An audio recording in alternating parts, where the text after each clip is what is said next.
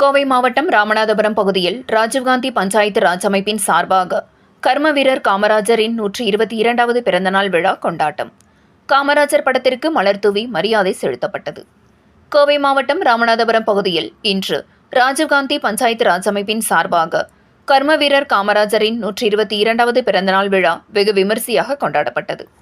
ராஜீவ்காந்தி பஞ்சாயத்து ராஜ் அமைப்பின் கோவை மாவட்ட தலைவர் பார்த்திபகுமார் தலைமையில் நடைபெற்ற இந்த நிகழ்ச்சியில் சிறப்பு விருந்தினராக INTUC மாநில பொதுச் செயலாளர் கோவை செல்வன் கலந்து கொண்டு அலங்கரித்து வைக்கப்பட்ட கர்ம வீரர் காமராஜரின் திருவுருவப் படத்திற்கு மலர் தூவி மரியாதை செலுத்தினார்.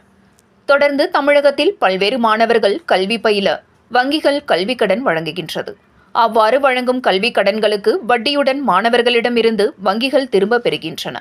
இதனால் மாணவர்கள் கல்வி பயின்று முடிக்கும் முன்னரே கல்விக் கடனில் சிக்கி தவிக்கும் நிலை ஏற்படுகின்றது. இதனால் மாணவர்களின் கல்விக் கடனை முழுவதுமாக மத்திய அரசு ரத்து செய்ய வேண்டும் என்று வலியுறுத்தி மாவட்ட கல்வித்துறை அதிகாரிகளிடம் மனுளித்தனர். இந்த நிகழ்வில் சர்க்கிள் தலைவர் கணேசன், மண்டல தலைவர் மோகன்ராஜா, ராகவன், சிங்கை செல்வராஜ், சேவாதலம் செந்தில், சிவாஜி ராஜன், ரேடன் தண்டபாணி, அமுல்ராஜ், சானவாஸ், ஆனந்தராஜ், நெல்லை ரமேஷ், வின்சென்ட், ரியாஸ்தீன், வினோத், காந்திபாபு, வெங்கடாச்சலம், அஸ்வின், மணிவண்ணன் மற்றும் பலர் கலந்து கொண்டனர் என்பது குறிப்பிடத்தக்கது.